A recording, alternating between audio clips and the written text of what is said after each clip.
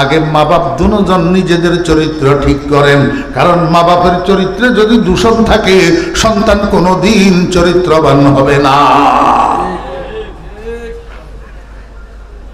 আমার ভাইরা দোস্তাবাব, এবার আমি আপনাদেরকে একটু জিজ্ঞেস করি, আব্দুল কাদের জিলানী রহমতুল্লাহ আলাইহি গর্ভে থাকা অবস্থায় উনার মায়ের তেলাওয়াতের এফেক্ট যদি গর্ভের সন্তানের উপরে পড়ে, বর্তমান যুগের আলট্রা মডার্ন মায়েরা এখান দিয়ে কাজ করে আর এখান দিয়ে পাশে মোবাইলটা চালু করি গান শুনে,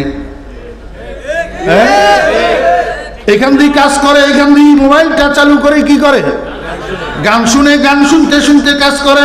রাত্রে শোয়ার সময় দুই একটা বাংলা হিন্দি ছায়া ছবি দেখি, না ঘুমাইলে মা বাবা কারো চোখে ঘুম আসে না। এরকম আলট্রা মডার্ন মায়েদের সন্তানদের পেটের মধ্যে সন্তানের উপর মায়ের কাজের এফেক্ট হয় কি হয় না? একটা উদাহরণ দিই তাহলে।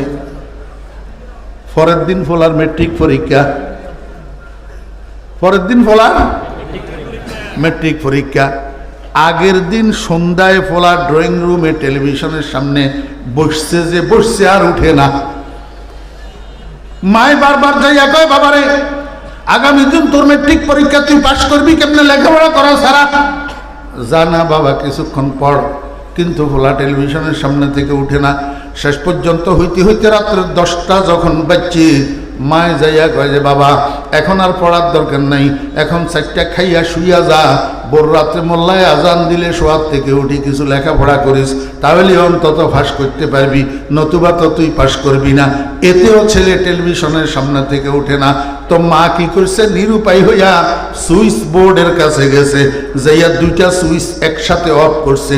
টেলিভিশনের সাথে বিদ্যুতের কানেকশনের সুইচ যেটা, এটা বন্ধ করে দিয়েছে, সাথে ড্রয়িং রুমের লাইটের সুইচটা বন্ধ করে দিয়েছে। এখন ড্রয়িং রুম যখন অন্ধকার হইয়া গেছে, এই পোলা মায়ের দিকে তাকাইয়া কয়, দিও না কো বাসর ঘরের বাতি নিভাইয়া। আমার একটু আপনারা কন না, যেগুলোতে হায়া শরম নাই সেগুলোর মুখে দিয়ে আসনি হবা, আরো যেগুলোতে হায়া শরম নাই সেগুলোর মুখে দিয়ে কি বার আসনি বা আরো। মেট্রিক পরীক্ষার্থী হলো, এটার বয়স কত? 15, 16, 17, 15, 16 বুঝ হইছে নি না হইন, বালে কইছে নি না হইন। এখন এই পোলা যদি মায়ের দিকে তাকাইয়া এমন একটা কথা কয়, মা এটার কি অবস্থা হয়? যা হওয়ার তা হয়েছে, সঙ্গে সঙ্গে মাথায় চক্কর দিয়া ধুম করে পড়ছে মেজের উপর, ফ্লোরের উপর। এই তো বাসার মধ্যে হইচই পড়ে গেল। কেউ বাটিতে করে পানি আনতেছে, মুখের উপরে পানির ঝাপটা দিতেছে, আর কেউ সরিষার তৈল হাতের তালুতে পায়ের তালুতে মালিশ করতেছে, আবার কেউ কাপের মধ্যে সরিষার তৈল আর পানি গুলি মাথার মধ্যে তেলে পানিয়ে গোলা দিতেছে। আমার বেয়েরা দোস্ত আবার হইচই শুনি আমি রুমের থেকে বাইর হইলাম। এই ফ্লাইটার ইমিডিয়েট ছোট একটা বোনা ছিল, তারা জিজ্ঞেস করলাম, কিরে বাসায় কি হয়েছে? কয়, আঙ্কেল ভাইয়া তো আগামী দিন মেট্রিক পরীক্ষা, ভাইয়া পড়তে বসে না, শুধু টেলিভিশনের সামনে বসে থাকে। রাত্রে যখন 10টা বাজে, মা ড্রয়িং রুমের বাতিটা নিভাইয়া দিছে। বাতি নিভানোর সাথে সাথে ভাইয়া মায়ের দিকে তাকাইয়া কয়, দিও না কো বাসর ঘরের বাতি নিভাইয়া। এই কথা শুনি মা মাথা ঘুরাই পড়ে গেছে, ফ্লোরের উপর বেহুশ হইয়া রয়েছে। বেহুশ, হাঁটতে হাঁটতে 2 কদম কথা বলতেছি, এর মধ্যে মহিলাটার হুঁশ আসি গেছে, চোখ খুলছে, আমার সামনে দেখি কয়, ভাইয়া দেখলেন নি ফলায় আমারে কি কইল? আমি কইলাম, তোরে তো এখন 3টা লাথি দেওয়া দরকার, তোরে এখন 3টা। বাসার মানুষ সব আমার দিকে হা করি তাকাই রয়েছে, হুজুরে কি কইল? ওই বেচারি বেহুশ হইল, বেহুশের থেকে হুঁশে আসলো, হুজুরের সাক্ষী করলো। এখন হুজুরে কয়, বলে 3 লাথি দিতে বলে। আমি কই, তোমরা বেটকাই আমার দিকে কি চাইতেছ? আমি কেন 3 লাথি দিতে কইছি এটা তো তোমরা জানো না। এই মাইয়া, এটার নাম থুইছি আমি,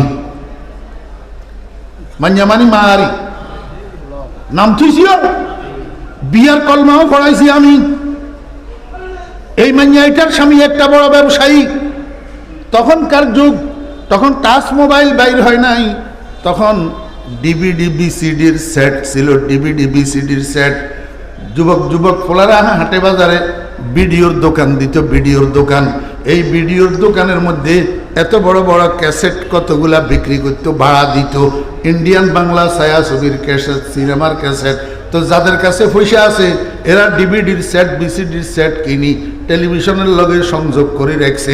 এবারে বাজারে তুন ওই ক্যাসেট এগুলা কিনি আনি ডিভিডি মেশিনের মধ্যে ঢুকে দিলে টেলিভিশনের মধ্যে পূর্ণ দৈর্ঘ্য ছায়াছবি 3 ঘন্টা পর্যন্ত চলে। লাগের এই দেশে আইন আইসি এতরা কেউ কুতুই, এতরা কেউ কুতুই তো লাগে। এই মানিয়া এটার স্বামী আছিল বড় ব্যবসায়ী, ঘরের ভিতরে 56 ইঞ্চি টিভি রঙিন, সাথে ডিভিডি। প্রতি রাত্রে দোকান বন্ধ করে যাওয়ার সময় একটা বাংলা ছবির ক্যাসেট, একটা হিন্দি ছবির ক্যাসেট এতে লই যায়। স্বামী স্ত্রী দুজন শুইয়া শুইয়া দুইটা পূর্ণ দৈর্ঘ্য ছায়াছবি দেখি, তারপরে ঘুমায়। আমি অনেকবার সতর্ক করছি মেয়েরে, বাবারে তোর পেটের ভিতরে সন্তান, একটু তোর খেয়াল করা দরকার। এইভাবে প্রতি রাত্রে দুই একটা করে বাংলা হিন্দি ছায়াছবি দেখা ছাড়া যে ঘুমোস না, একদিন টের পাবি তোর এই কাজের এফেক্ট তোর গর্ভের সন্তানের উপরে পড়তেছে। এইটা সেই মাইয়া, আর এই পোলা সেই মাইয়ার পোলা। আজকে আমার কথা লাগছে না লাগে নাই, এখন কেন মাথা ঘুরাই পড়স? এখন কেন মাথা ঘুরাই পড়স? এই পোলাইতে এই জাতীয় ডজনের গানের হাফেজ হইয়া বাইর হয়েছে তোর ফেনে তুন। এর যে সুন্দর কথা এই পোলার মুখ থেকে তুই কিভাবে আশা করবি?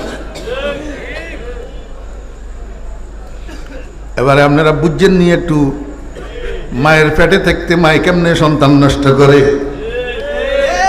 আমার বেয়েরা দুস্থ অভাব, এবার ভূমিষ্ঠ হওয়ার পরে মায় সন্তান নষ্ট করে, ভূমিষ্ঠ হওয়ার পরে মায় সন্তান নষ্ট করে। তখনও পর্যন্ত বাপের, চাচার, জ্যাঠার, মামার কোনো কার্যক্রম সেখানে চলে না, একমাত্র মায়ের চলে। আমার ভাইয়েরা দুস্থ অভাব, একটা ছেলের বয়স যখন 1-1.5 বৎসর তখন একটু হামাগুড়ি দিয়া সামনের দিকে আগাইতে পারে। এই সময়ের মধ্যে বাচ্চায় পেশাব করি নিজের পেশাব নিজের হাতে ধরে, পায়খানা করি নিজের পায়খানা নিজের হাতে ধরে, বরং পেশাব পায়খানা দোনোটারে কসলাইয়া মুখের মধ্যে দিয়া দেয় না। আপনারা দেন না, আপনারা তো ব্যাগ কোরমা খাজু, হ্যাঁ দেন না আপনারা? কে ইঞ্জিনিয়ার সাহেবেরা দেন, ডাক্তার সাহেবেরা দেন, বৈজ্ঞানিক সাহেবেরা দেন, এখন যারা বাউলের পক্ষে কর এতরা দেন, এতরা আগামীটা মুখের ভিতরে দেন।